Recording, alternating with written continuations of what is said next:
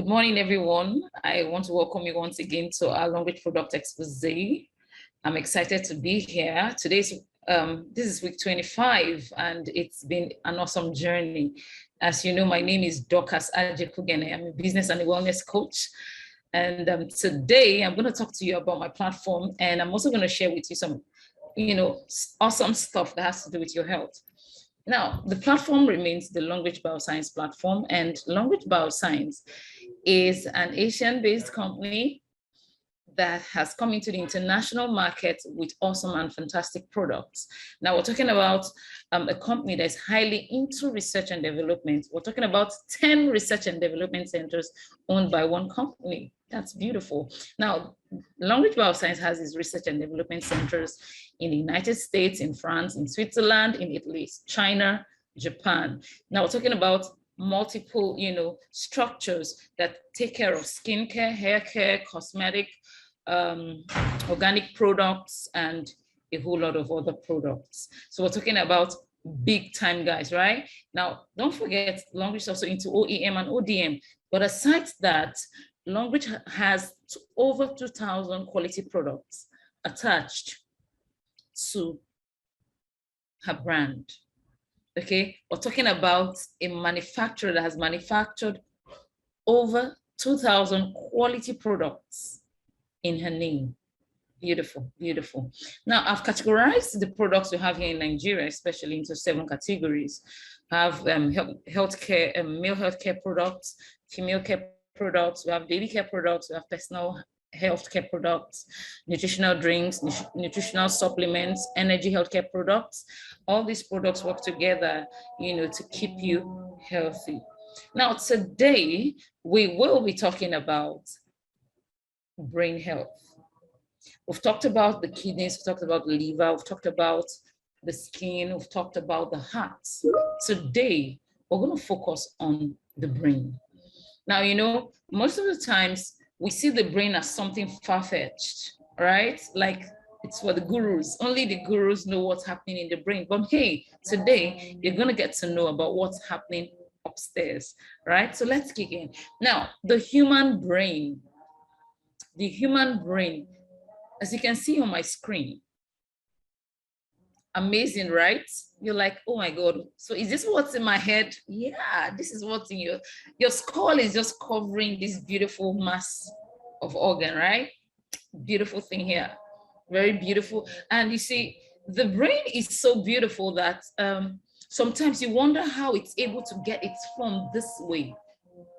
How, everything is just, properly arranged in the casing of our heads. You're like, wow, God is amazing. Now, do you know that the brain has many things going on here? A whole lot going on here. Now, I'm not going to spend time because you see there's a lot. Now, let's talk about the fun facts about the brain. The human brain is an organ that lives inside the skull located upstairs, right? And it's a very, very unique organ, okay?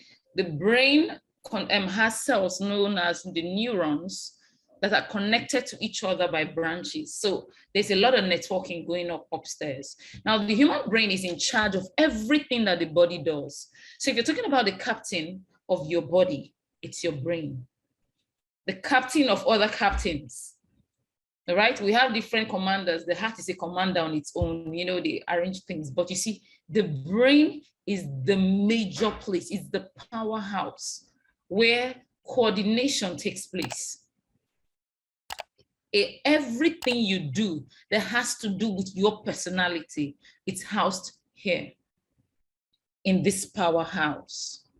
Now, the human brain is in charge of everything, as I said earlier on, and everything you think about, even when you're breathing, your heart takes, instructions from your brain to, take in oxygen and release carbon dioxide.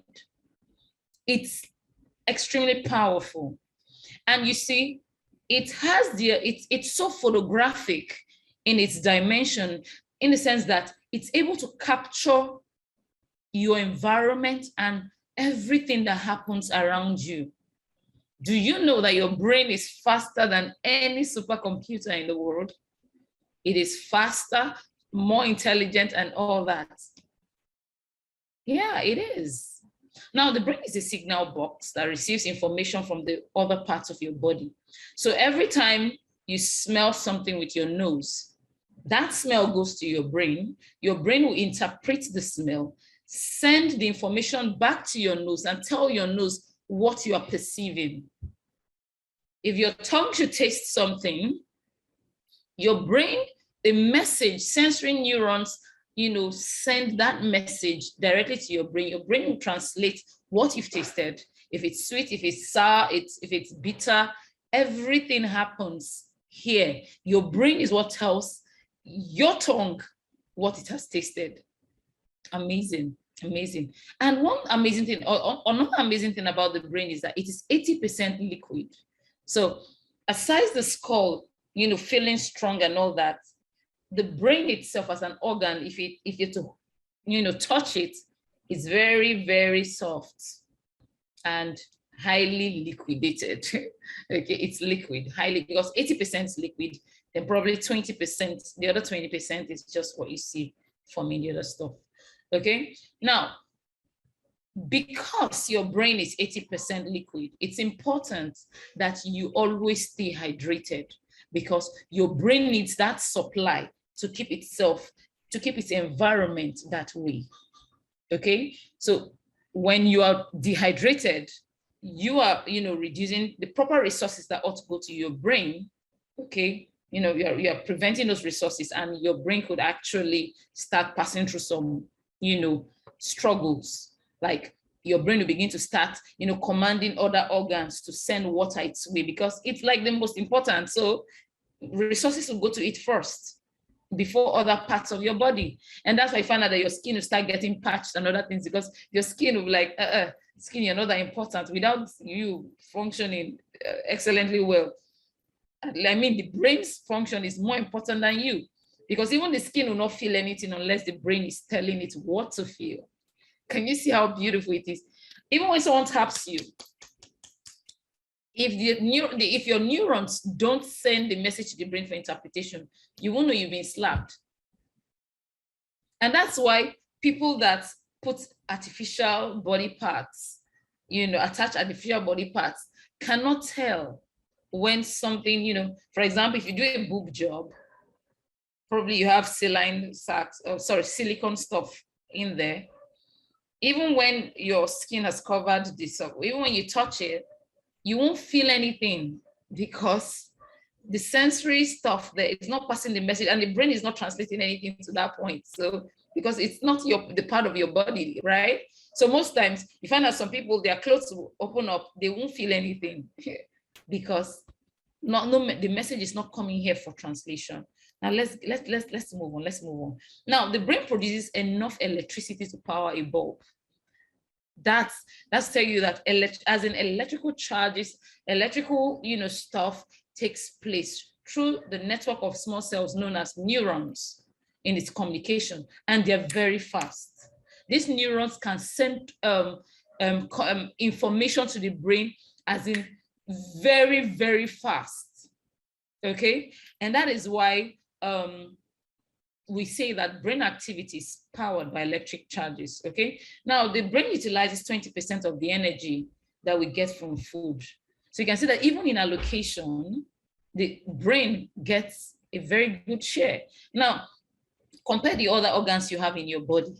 The brain is already collecting 20%. No other organ can feel cool like that, because you see, the brain is the center of affairs.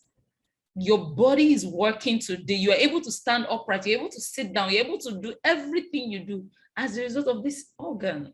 That's like just two fists put together, right? Okay, so 20% of the food you eat, 20% of the oxygen you get, all these resources go to the brain, because the brain needs them for proper functioning. Okay, now the brain is a vital part of the nervous system, and it also works with the spinal cord, okay, to carry out its functions around the body. right? Now, the nervous system is made up of millions of neurons, which are microscopic, and they can join together with other neurons to form connections called pathways, which transmit information. So as I said earlier on, information will usually, move quickly. Information will move very fast because of the network of neurons that we have. So, and don't forget that the brain does not go to sleep, right? The brain keeps working at all times. The brain keeps working at all times. Even while you are asleep, the brain is working. While you are asleep, the brain is working. Do you know your brain controls your dreams? It's everything you've done throughout the day. The brain is sorting them out. The things you've learned, the brain is sending them to the cabinets for filing. The brain is keeping the things that you need to keep in your mind. The things that are not important, your brain is discarding them. All this happens while you're at rest, okay? So our brain is highly, highly functional, okay? Now, let's talk about the parts of the brain. Now, I have an image at the side here, okay? Showcasing the, side view of the brain and showing us the various parts of the brain. Now, we have three major parts of the brain known as the cerebrum, the cerebellum, and the brainstem, okay? Now, protected with, don't forget your brain is protected, okay? You can, so let's just imagine your scalp around here, okay? So this is your cerebrum, this is your cerebellum, this is your brainstem. Now, the cerebrum is the largest part of the brain and is composed of the right and the left hemisphere. In other words, what you're seeing here is divided into two. There is, there is a kind of demarcation. The cerebrum is split into the left and the right hemisphere. I'm going to take our time to explain that. Now, one of the major functions of the cerebrum is it performs functions like the interpretation of touch, vision. Everything your eyes will usually see is interpreted. It's interpreted in this particular portion of the brain here, right? Your hearing, your speech. For you to say something, it's coming from, this point, the action taking place at this point, right? So your reasoning, your emotions, your learning, and everything around you, the fact that you're able to understand what's going on around you, they're all, part of the job of your cerebrum, okay? So your cerebrum is or cerebrum is, is in charge of that. Now, the next is called your cerebellum. The cerebellum is located under the cerebrum, and its function is to coordinate muscle movements, maintain posture, and balance. And this cerebellum, is found just under the cerebrum. So you can see this yellow portion here. Yeah, that's where you have your cerebellum or your cerebellum, okay? Forgive my Nigerian pronunciation, your cerebellum, okay? Now, the cerebellum is located under the cerebrum, right? Now, the next is called the brainstem. The brainstem acts as a relay center connecting the cerebrum and the cerebellum to the spinal cord. It performs many automatic functions such as breathing. Don't forget that you're not the one that tells your brain to breathe. Your body knows that it ought to breathe by itself, okay? So these automated things that you do, like you don't know when your body temperature will change. If the weather is cold, your body temperature will change. When it's hot, your body temperature is going to change, okay? When it's time to sleep, the way your body feels like when it needs to sleep, when you cough, when you sneeze, okay? When your stomach needs to digest food, you're not the one that tells your body to do all those things. The brainstem is in charge of all that, and that's the pink, structure you can see at the bottom here, connected to the spinal cord, right? Now let's move on. The cerebrum in full. Now, as I said earlier on, logical reasoning. Now you can screen capture this because I'm not going to spend too much time here because of what I've just said earlier on, okay? So when you talk about memory, when you talk about logic, Everything takes place here. So if you need to learn properly, your cerebrum needs to be top notch. It needs to be functioning at a top capacity. If you need to reason properly, so for example, you're in a conversation, you need to talk, intelligently. You need to analyze things. You need to do things in a certain way. Your motor skills, you're able to, participate properly in a particular type of sport, or you're supposed to learn a routine type of dance step. Your ability to learn and to do all these beautiful things and to retain memory, okay? They are all here. They're all in this particular part of your brain. So people that are not able to handle this particular type of tasks are people that have challenges with their cerebrum. Can you see it? So when a person is not able to, communicate properly, the person is not able to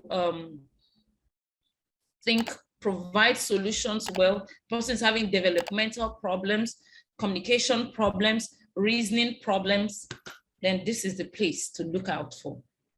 Right? This is the place to look out for. It's the place, if the person is not able to hold memory, for example, something happened yesterday, you're trying to recall, or you place something at a particular point and you need to retrieve it and you just keep checking. You can't seem to place your finger on that particular, information.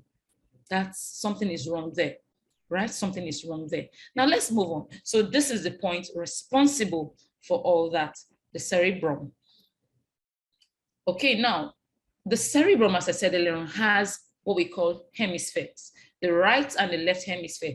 And as I said, there's a separation in between, right? Now, these hemispheres have functions that they carry out. They are joined by a bundle of, transmitters and neurons that, pass messages, Now, one thing, if you're not listening, I need you to pay attention here. Every hemisphere in the cerebrum, okay, controls the opposite side of the body. So for example, if I'm saying, okay, if you look at the pattern of my head, if I'm saying this is my right hand side and this is my left hand side, right? Signifying the two hemispheres. Now, what the hemispheres are doing is this. The right hemisphere is in charge of everything that happens along this side of the body, from the face, eyes, this eye, my mouth, this hand, this leg, everything at this side is controlled by this side.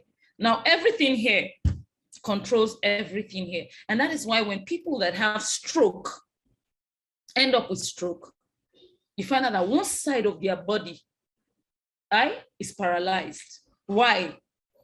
Something that has the arteries connecting to that particular hemisphere has been affected, or one of them have ruptured, and that is why it is affecting the functioning at the other side. Can you see the simple logic? So if it's the left-hand side, that means the right hemisphere has been affected. If it's the right-hand side, that means the left hemisphere has been affected, hence the challenge you can see. Okay, so each hemisphere controls the opposite side of the body. So if a stroke occurs on the right side of the brain, the left arm or leg may be weak or what? Paralyzed. That's just it.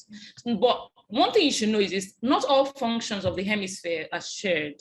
In other words, not all functions go left and right, okay? Yeah, not all functions go left and right. Now, in general, the left hemisphere controls speech, comprehension, arithmetic, and writing, okay? The left hemisphere is in charge of speech management, comprehension, being able to handle arithmetic stuff, all those mental maths and all those things, algebra and all that. Then writing is also part of it. Now, the right hemisphere controls creativity. So you talk about the artistic people, the talkers, the highly, creative people, especially with their hands, very artistic, very good with a particular instrument, very creative when it comes to doing something that, it's not common with every other person. Well, that's what we're talking about. We're talking about creativity. And the right hemisphere is, in charge of of that particular. Now, the left hemisphere is dominant in hand use and language in about 92% of people. So you're talking about majority now. So one scenario is being left-handed. So if a person is left-handed, it is the right side of the brain that's in charge of that left-handed person. Yeah. So can you see that? Now, left-handed people might also need special testing to determine if their speech center is either on the left or on the right. Okay, in case they have challenges, they'll actually have to check them, okay, for that. And that brings me to parents that notice that their children are writing with left hand, their left hands, and they begin to beat them and prevent it. No, don't do that. Because you see, when a child is exhibiting those things, there is something happening on the inside that's above you, okay? And you stopping that part, you are actually delaying that child, because you see, there's a part in the brain telling the child to do well with that particular hand. Now, you, the mom, outside of that child's body, you are interrupting that child's developmental process. And you find out that children that they do these things to end up, lagging, staying behind in class because they're trying to catch up. They're trying to meet up with the expectations their parents are putting on them, based on this change. The brain is telling the child, write with your left hand. Mommy is saying, no, don't write with your left hand, write with your right hand. Now, if that child does not do well in school, mom say, this child is a stubborn child. He does not listen in class. He does this, he does that. No, it has to do with the brain. And you see, to every rule, there's an exception. In other words, we have people in this world that are peculiar, they are special, the way God has made them to be. It's about the way God has made their brains to be. And you can say that this dynamism is showcasing in the brain.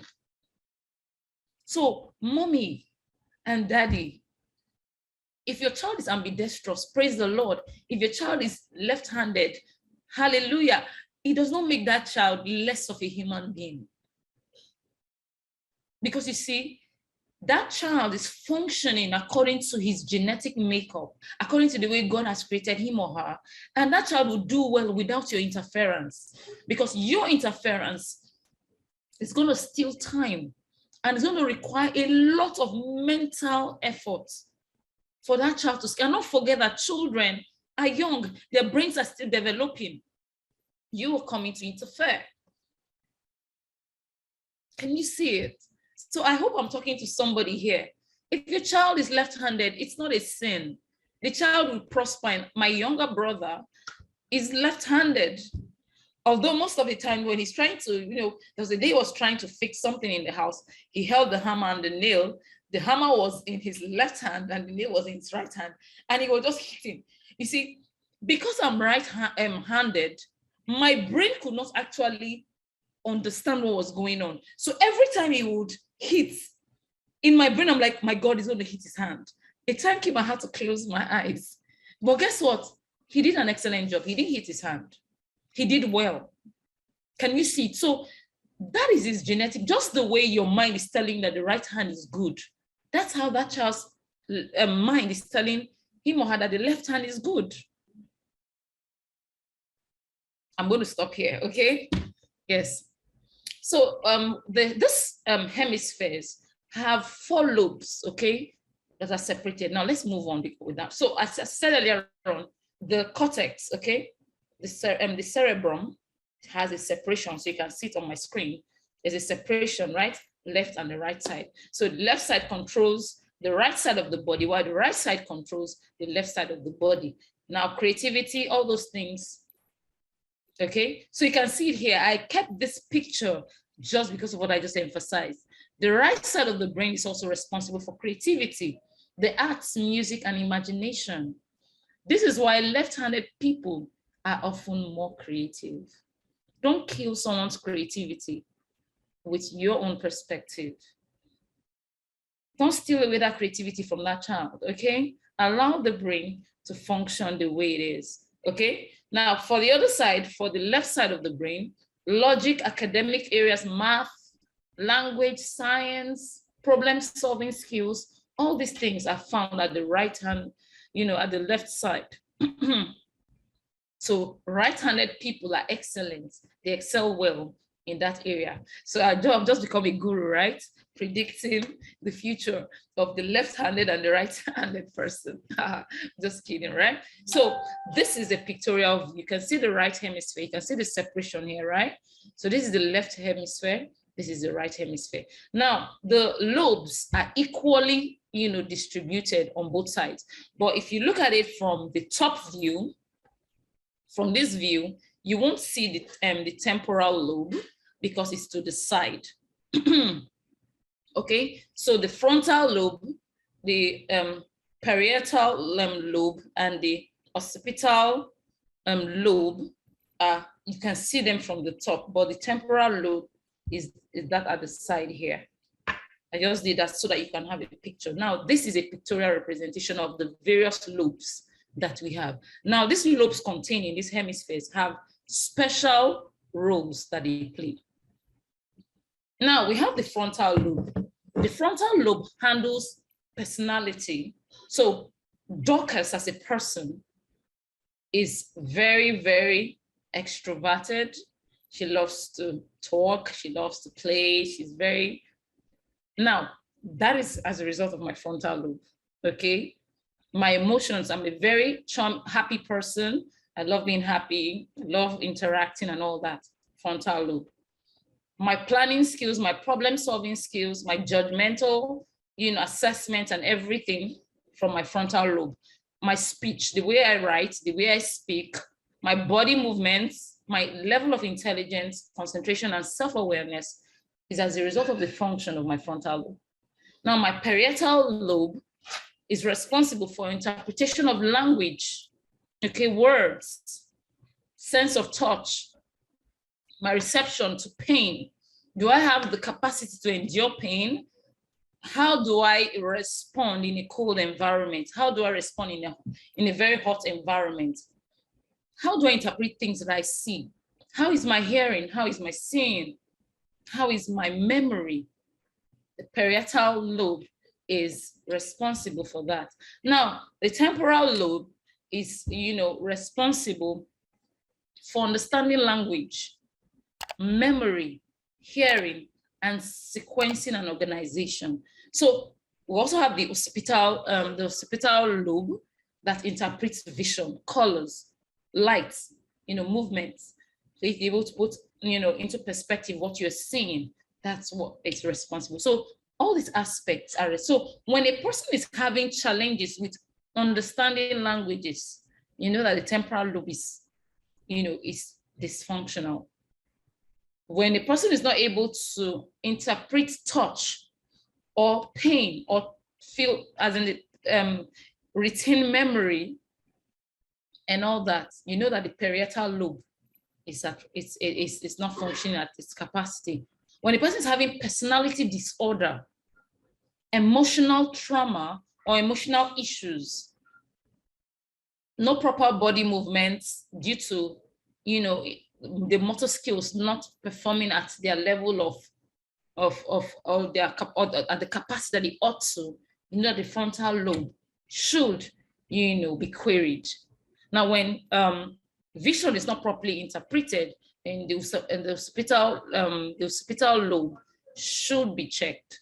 So I brought this to our view so that you can know that there are certain challenges that are not just spiritual. There are certain challenges that you see around. They are not just as a result of a person not wanting to do what they ought to do, but it's because something is going on upstairs that needs to be handled so that there's proper functioning. Okay, now the cerebellum is the second part of the brain. You can see it located here. This part, this coloration on the image on the screen. It sits at the back of the head under the cerebrum, and it controls coordination and balance. So if I'm able to walk properly, I can say that I have good balance, and I can say that my cerebellum is working properly. Now, the cerebellum is smaller than the cerebrum, and it controls the muscle movements and coordination. we are able to stand upright and we're able to move as a result of our cerebellum doing its job, right? So it also helps us to learn how to do things with our bodies. For example, when you learn how to ride a bike, when you're done with that process of learning, you don't come back tomorrow and learn again. No, your cerebellum helps to keep that information properly. Your cerebellum keeps that information excellently well and helps you to remember. So the next time you come on that bike, you are not, having wobbly movements. You're not having wobbly movements at all. You are properly coordinated. Now, the next is the brainstem. The brainstem is this little, structure behind. The brainstem sits beneath the cerebrum in front of the cerebellum. It connects the brain to the spinal cord and controls automatic functions such as breathing, digestion, your heart rate, and your blood pressure. So when your blood pressure is acting out, it means your blood vessels connected to your brainstem and your spinal cord, they're passing through pressure and some other things. And your brainstem is not able to, coordinate all that, right? So those automated functions take place here. Now, this particular brainstem connects your brain to your spinal cord. So it's like a link, taking what's up here to what's happening in your vertebral column, right? Yeah. So it controls lots of involuntary muscle movements and processes, okay? It keeps your heart beating, it ensures blood is flowing from one point to another. It also helps to get information from other nerves, okay, located in other parts of your body. So when something is happening in the leg region, collects information, helps to collect and send it to the coordination center. Now, moving on quickly because of time, let's talk about head injury and your brain. Now, we know that the head is properly covered up. When we talked about the skeletal system, we said the skeletal system covers the brain, the cranium covers the, the head region, and it protects it in a very enclosing format, right? Now, because the brain is very soft, it needs that cushioning for it to stay up there. But you see, sometimes there could be damage. Okay, sometimes there could be damage. And when there is an injury or when external pressure goes hard on the brain, what happens? Traumatic brain injury could take place. Now, traumatic brain injury comes as a result of a hard blow that shakes your brain inside your skull. So anything that shakes the brain, although, as a human being, you can shake your head, you can dance, you can make some movements, those are okay. But we have some kind of hard shakes that affects the brain. And sometimes those hard shakes could result in bruises, broken blood vessels, nerve damage to the brain. All this can, come as a result of that hard blow or shake to the brain. Now, a hard hit, okay, may not cause bleeding, and sometimes may also cause bleeding, okay? In cases where it causes bleeding, so a hard hit that does not cause bleeding or an opening in the skull could be a closed brain injury, okay? So you can say a closed brain injury is a hard hit that does not cause bleeding. Now, an open brain injury is when an object penetrates the skull and goes into the brain, okay? That is an open brain injury, and bleeding and some other things take place. Now, a traumatic brain injury could be mild or severe. Now, these are two scenarios that we can do, and sometimes it could be moderate, okay? Now, most times, a person could end up with a concussion, okay? And if it's mild, the person could just recover, instantly. If it's not mild, the person could become unconscious, for a short period or for a long period of time. And sometimes it could lead to coma or death, okay? So it's very important that we take care and not ensure and not allow that, that hit or shake that can, take the brain back and forth. okay? So when that shake takes place, the brain hits the frontal and the back part, and it could lead to, injury. Now, sometimes the injury could damage blood vessels, okay, inside the brain, and it could lead to blood pooling, okay, and it could lead to hematoma, and this could also be, this is a very, very serious, severe case that could be a medical, emergency, and a person that has that trapped blood, in the head that forms a very big bump, that person should be taken to the hospital so that it can be drained. Now, we have other challenges that could happen as a result of head injuries. There could be a fracture to the skull, and that's when there's a crack to the skull. And when this crack takes place, if the edges of the crack, touch the delicate tissues of the brain, it could lead to bleeding. And when this bleeding takes place, it could lead to either you've seen clear fluids coming out or blood coming out. And most times it drains through the ears and the nose. So when you see a person having nosebleeds from the ear, from the nose, or blood coming from the ears, you should know that probably there is a fracture to the head, and serious care should be taken, but it should be treated as a medical emergency. Now, memory issues. When a person starts having memory issues, it tells you that the brain is not able to store and retrieve information due to, a kind of damage that must have taken place. And some of the memory issues will just be like, you're trying to remember what your name is, you're trying to remember your birthday, you're trying to remember what you ate at the breakfast table, and you can't seem to remember. Okay, or probably you were in a car accident, and when you came to, you noticed that you couldn't tell what happened to you during your car accident. That's memory loss. And sometimes it could be short-term memory loss, or it could be long-term, which means it could span for years. So whatever the injury is, if it leads to memory issues, then it should be taken care of. We also have problems with movements. There are some injuries that can affect the brain that can prevent you from walking and gaining balance. Some people could have an accident and they're not able to walk straight anymore. Find out they are walking in a wobbly form, or find out that they're not able, their legs are not properly coordinated, or they're paralyzed, you understand? And this could, require rehabilitation, therapy, and some other things. Then another aspect is changing of moods. Now, some people have experienced traumatic brain injury that's led to mood changes. And these mood changes could showcase themselves as depression, lingering sadness. All of a sudden, the person is sad. All of a sudden, the person is not sleeping well. All of a sudden, the person is laughing at a point, and after some time, the person is crying, okay? Or sometimes the person is angry for no reason, or the person is afraid for no reason. Proper care should be taken.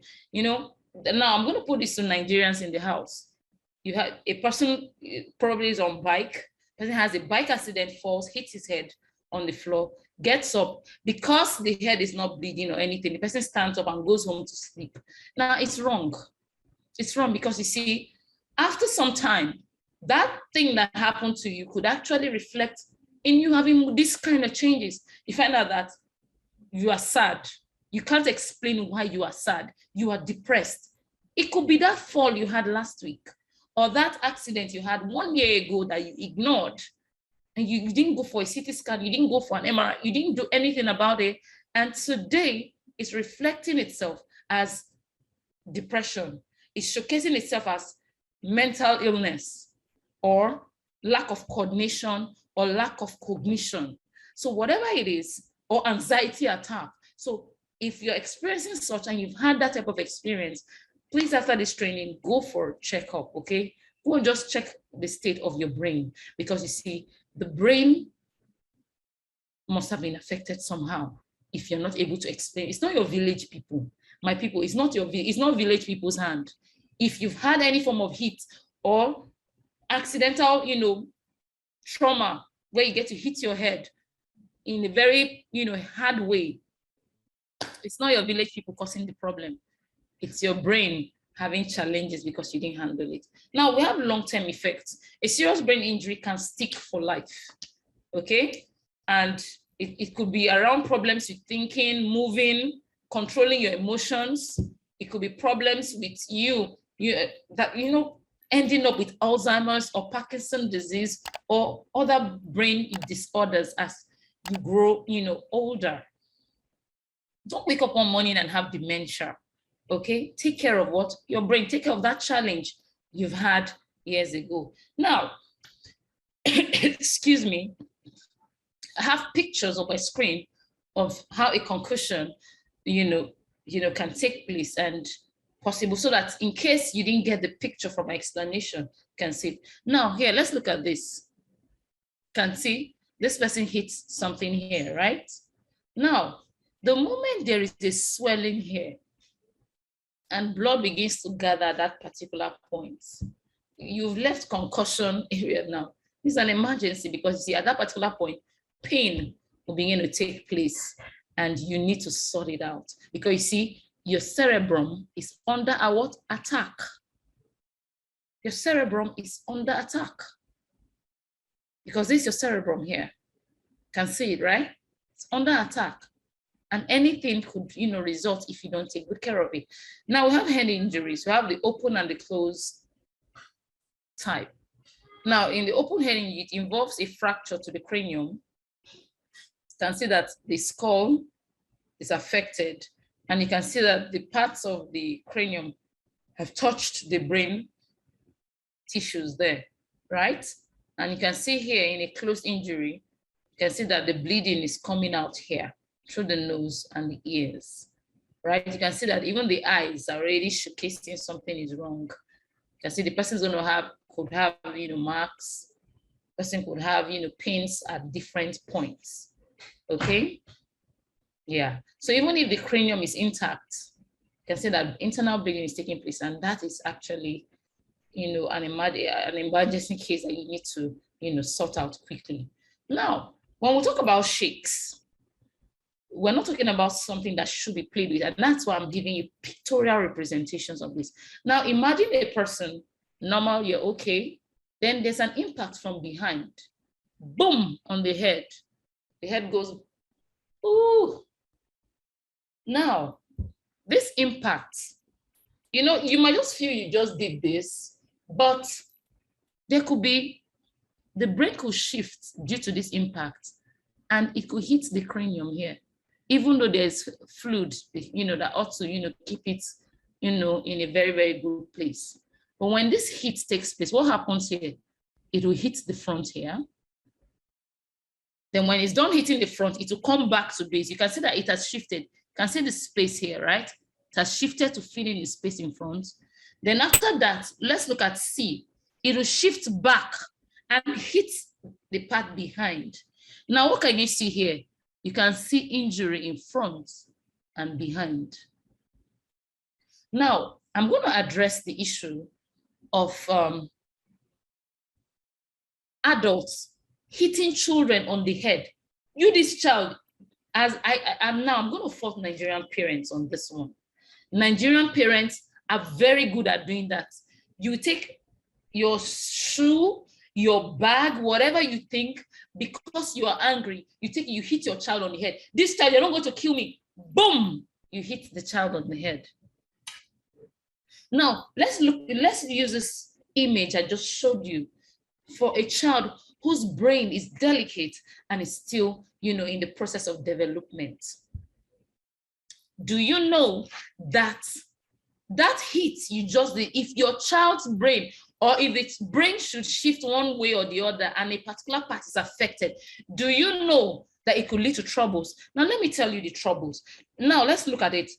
Let's look at it per lobe. Okay, let's look at the regions per lobe now. The frontal is responsible for concentration, problem-solving, speech. Now, when there's a challenge, when there's trauma, okay, traumatic brain injury, look what happens. Lack of focus, irritability, language difficulty. If it's at the parietal part, difficulty with reading, misperception. can you see the challenges you just introduced into your child's life? You carry your turning stick, your ever turning stick because you're angry. And you say, I'm going to conk your head. Or you, the father, you feel knocking your son's head is the only way knowledge will enter into his brain. You are actually traumatizing that child. Especially when you do to a 2-year-old, a 3-year-old, 4-year-old. I mean, these are children growing up. If it hits the occipital lobe, blind spots, blurry vision. So if your child starts having eye issues, it's your fault. Let's look at the temporal part. Problems with short and long-term memory. So if your child starts exhibiting memory loss, you tell him, go and buy something for me. And he goes to buy stuff and he forgets his change or forgets the item you bought. Can you blame the child? The brain is not working. You are done, traumatizing his head. And that child is not okay. So half of the problem most children will experience in their adulthood as a result of the African type of upbringing. I'm so sorry to say that. Because if a child has not experienced any accidents in his lifetime, if the child has not dropped, from a considerable height to hit his or her head, and the child is passing through all these challenges, difficulty walking, slurred speech, changes, difficulty swallowing and other things, then where did it come from? Parents, ask yourself, where did the problem come from? Something was tampered with. Now, for people that, use caregivers, now this is for you. If you don't have a good caregiver, and the caregiver is of the devil, and you leave your child with that caregiver, and the caregiver begins to slap your child, hit his head, and do all manner of things, you will still end up with these symptoms. I've seen a lot of disturbing videos on the internet, and it hurts to see people do this to children. It hurts to see parents do this to their children. It hurts to see caregivers do this to other people's children.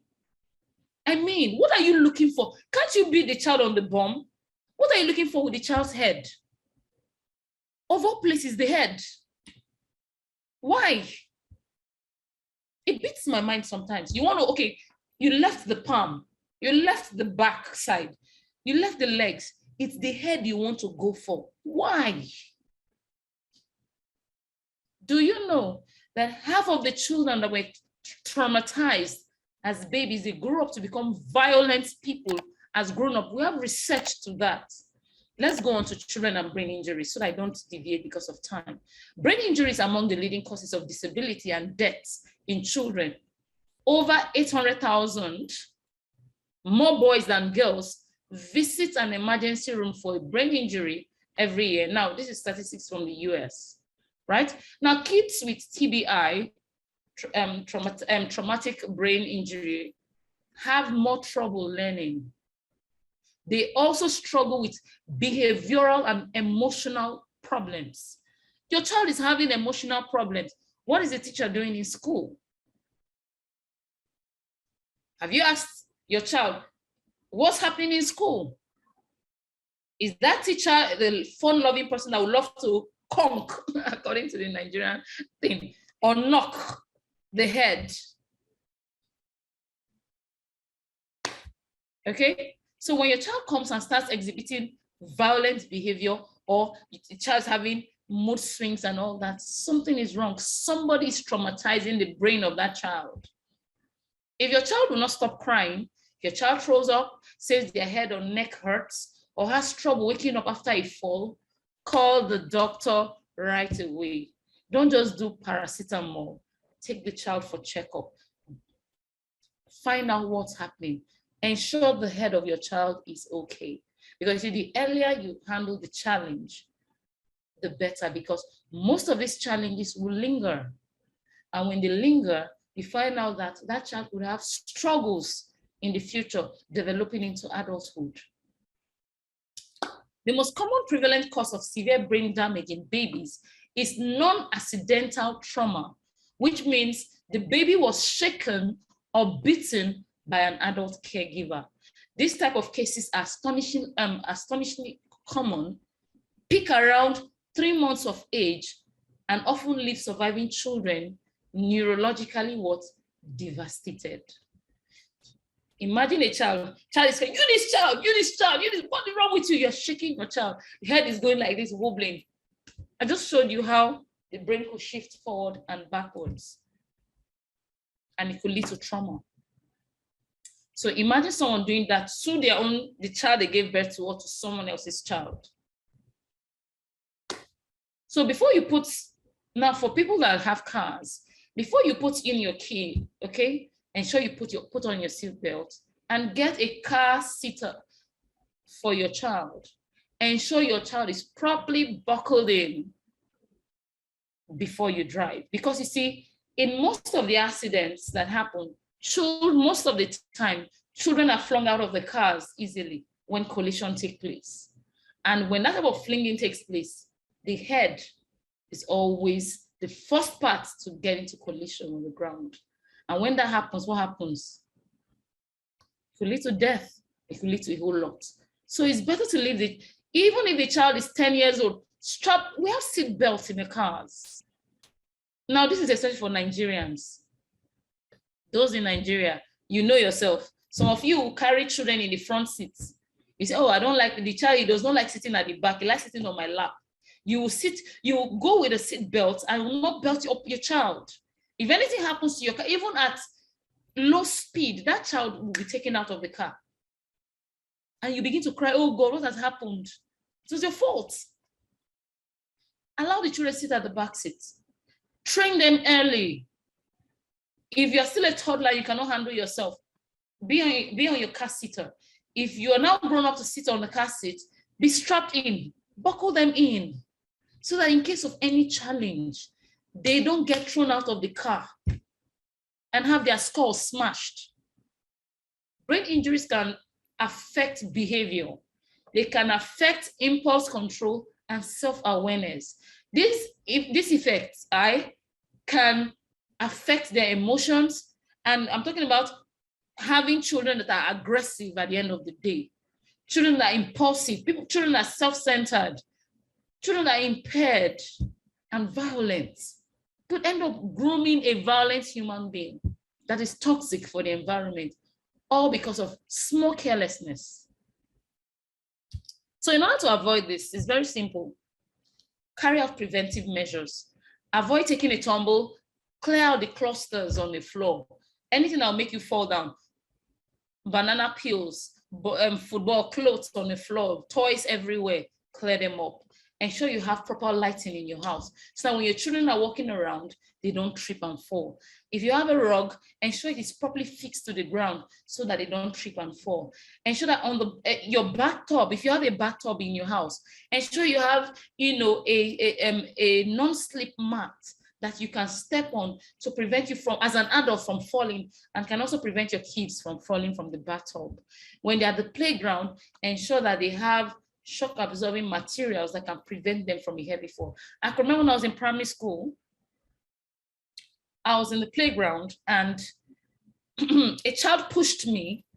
My school had this triangular playground like this, very high, and had a pole. So you climb to the top of the triangle, you hold the pole in the middle, and you come down. Now, it had like a tripod end at the bottom to, receive you. Now, a boy, I can still remember his name. Funny enough, I can still remember his name. A boy came to the playground. You know how boys can be very, aggressive and all. He had gone the first time, he was going the next time, and he just couldn't wait for me to have my turn. And he pushed me, and I fell from the top as a child, and I dropped. And thank God we had a nurse on duty, a teacher on duty then. So she took me to the nurse. We had our own school clinic where I got a stitch at the middle part of my head. Now I forgot about it. I forgot about that incident. Years later, I noticed that every time I go to the salon to make my hair, every time they touch that particular spot, I start feeling twitch. My fingers begin to twitch. I can't, I feel the need to like shift on my chair because, and I tell the person to hurry up with that particular point every time I weave. So I went back home and I asked my mom, I said, Mom, did I ever fall as a child? I feel sensations every time I make my hair at the middle part of my head. And my mom recalled the story. And funny enough, I had tidbits of memories of that thing happening to me as a young child. Now I'm talking about something that happened when I was in primary 1. I think I was around 6, 7, thereabouts. So imagine if I was not attended to at that time. I still have something that's a reminding factor of what happened to me many years ago. Now imagine the trauma a lot of children are passing through today as a result of carelessness from their parents, carelessness from their caregivers, carelessness from the adults that ought to protect them, the people that brought them into this world that refuse to protect them. Some of the traumas we as adults that we're passing through as a result of the carelessness of someone else. So it's important that we ensure that the environment to bring our children up are very, very safe. Now, there are several symptoms, okay, that a person could have when the person has brain injury, traumatic brain injury, okay? It starts with headache, sometimes nausea and vomiting, fatigue, drowsiness, problem with speech, dizziness or losing one's balance, sensory problems like blurry vision, ringing in the ears. You hear some people saying, I'm hearing sounds in my ears. Could be part of it. Bad taste in the mouth. And sensitivity to light. Some people cannot just stay under bright lights. They can't explain why. It could just be trauma from the past coming in. You know, some people have symptoms like loss of consciousness for a few minutes. Okay, and some, they might not be unconscious, but they could be confused and dazed. You know, so sometimes some children will fall. When you pick them up, they're not able to stand. You see them staggering. You understand? They're staggering because of the impact of the fall on their head. So when you notice those kind of situations, what do? Even in as much as you give the child paracetamol and all, after some, please, when the child is calm, take the child to the hospital. Ensure you check and ensure everything is okay before you let it go. Because something you think that is just a little fall could end up, affecting that child moving forward. We have, in cases of more severe traumatic brain situations, now what I just share with you is mild symptoms. Now we have severe, moderate to severe symptoms, and this could include loss of consciousness after several minutes or hours, persistent headache, and headache that continues to get worse. It starts little and it spreads everywhere. Vomiting and nausea, convulsion and seizures. So when a child begins to convulse, all of a sudden, you need to find out what happened to that child. Dilation of one, or both. If the child, if one of the eyes of the child is, dilated and the other is looking smaller, you need to find out why is that eye protruding out and the other intact. Did the child fall down? You need to ask those vital questions and take action immediately. And if you notice that when you get to the hospital, tell the doctor, hey, I noticed this, and this about my child. My child was not this way, but after something happened around, I'm not sure of, my child began to showcase this symptom. Spell them out so that you can help your doctor know the symptoms to diagnose. Because if you don't speak up on the symptoms, the doctor is not a magician. He'll begin to do trial and error on other things that comes to his mind based on his medical experience. But if you're able to pinpoint the challenges that your child is passing through, then you can save the situation quickly and handle the challenge. Now, moving on, symptoms for children. When you notice that your child is no more eating properly or the eating habits of your child has changed, you need to take caution. If your child gets irritated, cries without, even when you console, the child does not stop, you need to pay attention to that. When your child is not able to, focus, you need to pay attention. If the child is not sleeping well, if the child is having seizures or convulsion, or your child is just drowsy, no longer, the child is no more interested in playing with their toys or anything, you need to find out what has happened to your child. What has happened to the brain of your child. Now for diagnosis, when you take the child to the hospital, your doctor's going to ask you certain questions, okay? They're going to ask you questions about memory, Ask your child, what's the name of your mom? What's the name of your dad? You know, those kind of questions. If it's for a child, if it's for an adult, you'll ask you certain questions about yourself and find out if you're able to handle those questions. If then, in other cases, a brain scan could, you'll be asked to do a brain scan, a CT scan, or an MRI, and those scans will help to find out the exact point where the injury is and can also help in taking care of treatment. Now, we have different types of treatments, but the first treatment is to ensure that you give over-the-counter pain reliever because that person is going to be in pain. So number one is give pain relief. If a child falls, gives pain relief. As an adult, if you hit your head, give pain relief. Use stuff that can, reduce inflammation because those traumas can actually lead to inflammation. So take stuff that can reduce the inflammation. Go to the hospital if it's an emergency case, if there's bleeding and all those things, go to the hospital and then the doctors will take it from there, okay? They'll begin to prescribe drugs. If the person needs therapy, then therapy and other things will be given. Now, we also have some other preventions, as I mentioned earlier on. Please use seatbelts. Avoid the use of alcohol if you're driving. If you're driving, please and please and please. If you have someone, your driver that's driving, if you notice your driver has taken alcohol or even any drug, tell the person, please, is that drug going to make you drowsy? Are you sure? If the person is not sure of the drug making them drowsy, don't allow them to drive you. If you're taking a particular drug you feel might make you drowsy, please don't drive because those things could lead to an accident on the road. Use helmets for your kids when they're going skating, when they're going for skating, when they're taking, having their bicycle rides and other things. So that in case they fall, they don't get injured. If your children are participating in sporting activities, ensure that they have helmets to protect them from head injuries. Pay attention to your surroundings. Ensure you take care of your surroundings. Ensure there's lights at all times so that people don't fall when they're, grouping in the dark. And ensure that your staircase is not cluttered. Ensure you have demarcation. Ensure you exercise as a person. Exercise so that you don't have muscle pulls that lead you to fall, or you don't have issues that could lead to an accident. Finally, you need to take a lot of water. Don't allow yourself to get to the point of dehydration. Ensure you take a lot of water because water helps your brain to stay hydrated. Then ensure you engage your brain. Don't be mentally lazy. We have a lot of people that are mentally lazy. Some people cannot even remember the last time they picked a pen to write. Some people cannot remember the last time they picked a book to read. Every time you read a book, you engage your brain. Every time you use crossword puzzles, you engage your mind. Just think constructively.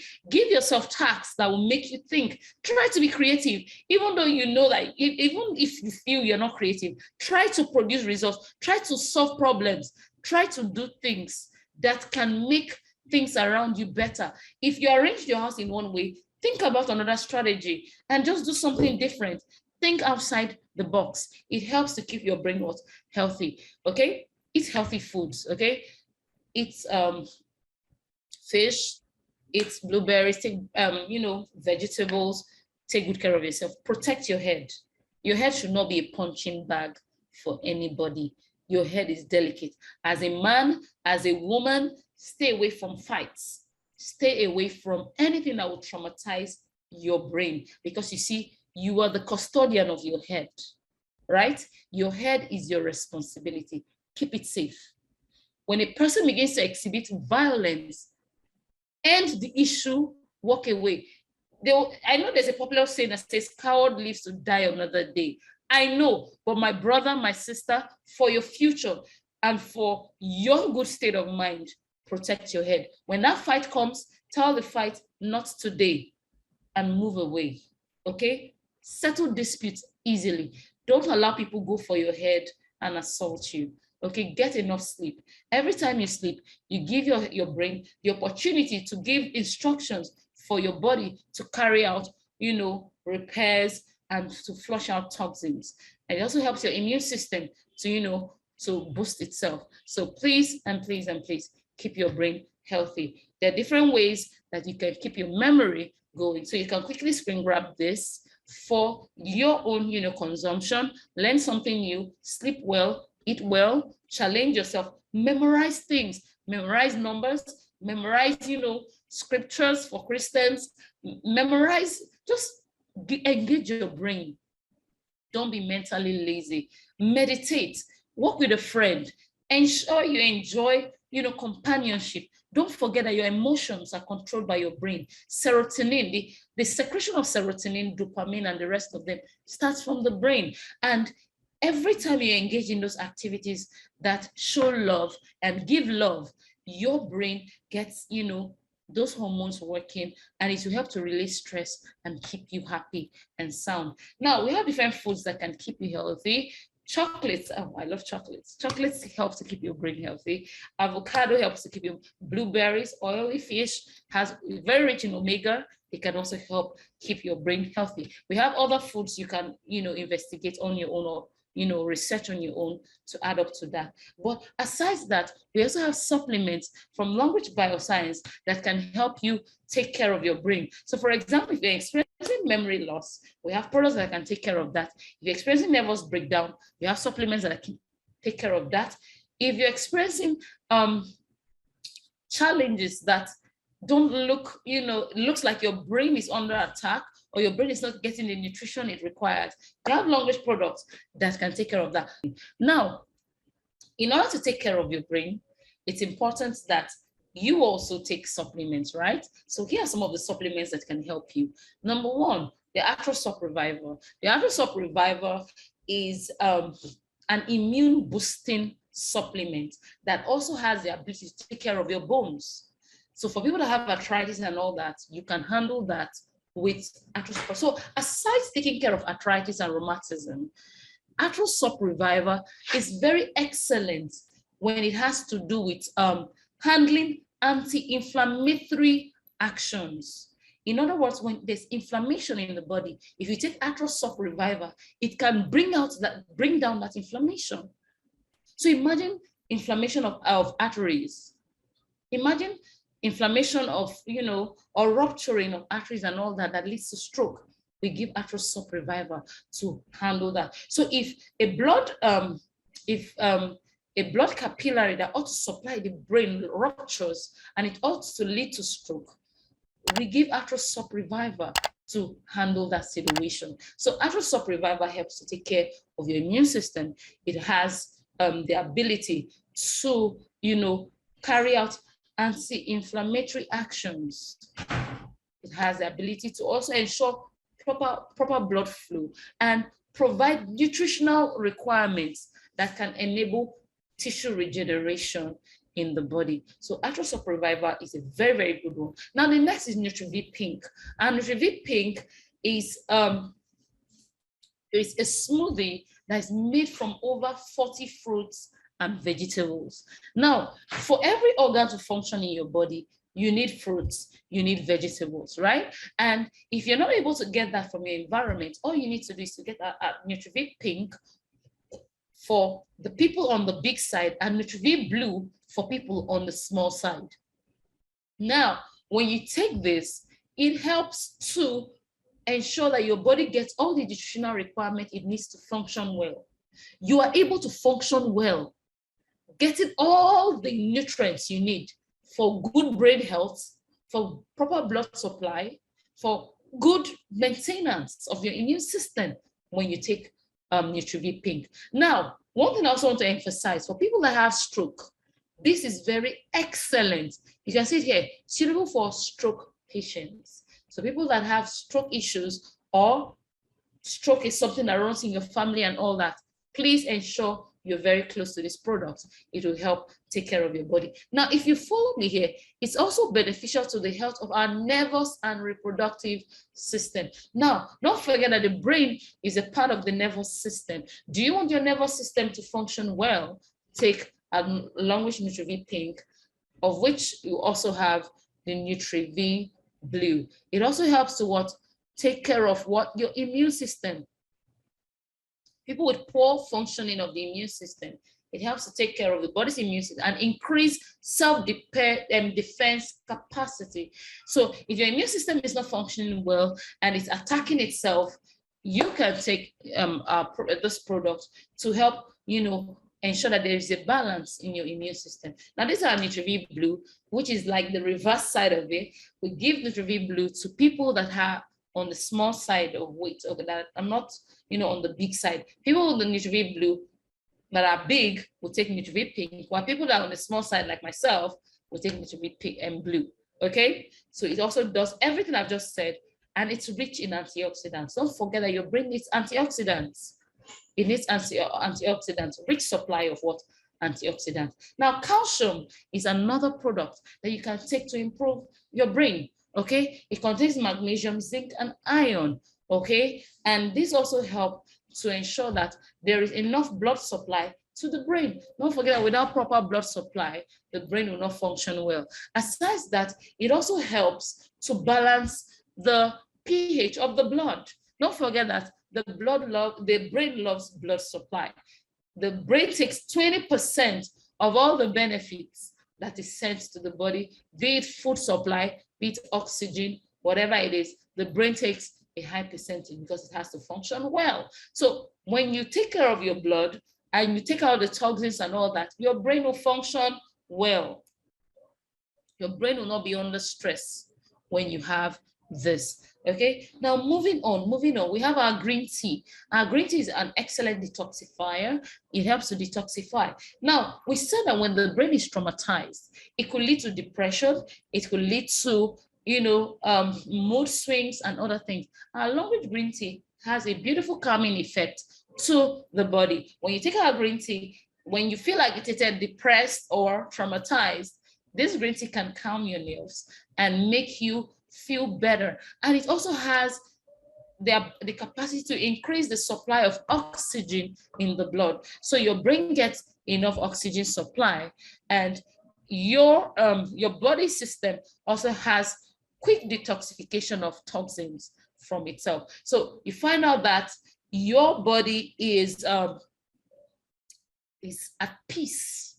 Your metabolism is okay. You have this beautiful tranquilizing, you enjoy the tranquilizing effect, the relaxing and tranquilizing effect of taking green tea. The green tea also has anti-inflammatory properties that are very beneficial, especially when trauma comes in. So all those times you suffer from those inflammation and all that, when you take the green tea, it will help reduce the inflammation and ensure that you recover quickly. We also have our blood fat reducing tea. The blood fat reducing or brown tea also helps to improve blood circulation, helps to detoxify, and it also helps to manage your weight. Don't forget that if you have plaque in your blood capillaries, blood will not be properly transported to the brain and the brain will complain. So in order for us to get proper blood supply, it's important that we clear out fats from our blood capillaries using our blood fat reducing tea. This is a tea that can take out fats from your blood and your circulatory system. Your blood capillary, it will do cleanup of your circulatory system. Now the next is the Longrich pie cup. The Longrich pie cup is excellent in reviving what? Damaged cells. Now don't forget that when you starve yourself, when you deprive yourself of water, you're killing brain cells. When you allow your brain to pass through a lot of trauma, you're killing brain cells. Now you can revive these brain cells by taking water from your Longrich pie cup. This pie cup has high oxygen potentials. It has detoxification qualities. It also has minerals contained within that can enable your cells, carry out its metabolic activities. Can also carry out rejuvenating properties. It helps to reduce blood cholesterol, thereby allowing proper blood flow. It helps to protect your body from invading constituents such as acidic constituents in your body. So your acidity level is reduced when you take water from the Longrich pie cup. Don't forget that any body system that is acidic would promote diseases, but a body that is alkaline, close alkaline in nature, will not allow diseases to fester. So in order for you to have a healthy body system, please ensure that you use water from your Longrich pie cup. Finally,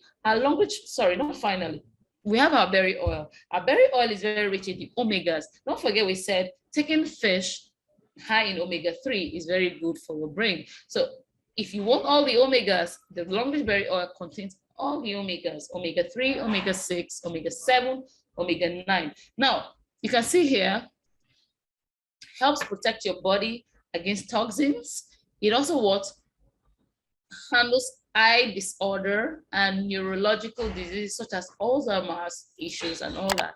So in order to prevent all these type of challenges that can, result from your brain, being traumatized and all that, take, your berry oil. Don't forget your berry oil is also high in vitamins and in minerals. So ensure you take your Longrich berry oil. The Longrich cordyceps militaris is the final one. It takes care of your organs. It has excellent immune defense mechanisms that it provides to your immune system. So when your immune system is down, it will boost your immune system and make your immune system perform at the level it ought to perform. Don't forget that your immune system works hand in hand with your brain, right? So imagine your immune system in a state of disorder. Will your brain be function? Your brain will be worried because it's giving instruction to your immune system and your immune system is not responding properly. So your brain will not have to do more work in ensuring that it protects you and keeps you safe. So when you take Longrich cordyceps militaris, you help your brain by providing you with an immune boost that can take care of your body. So at this particular point, every product you buy from Longrich Bioscience comes in what we call PVs. Now, PVs are the blood, are the vital points of the Longrich business. Every point has PV, and PV is equal to money. Now, as a first timer on this call, you're wondering, Dorcas, you said a lot of beautiful things. I want to come on board. Now, this is how you can come on board. All you need to do is to select products, just as I showed you from the other slide. Pick products that can give you PVs for any of the entry levels here. Now, when you get products at this PV levels, you qualify for any of the entry levels. Now, Longrich is not discriminating your financial status. Longrich is saying, wherever you are, you can come on board. If you're broke, come on board with 14,000.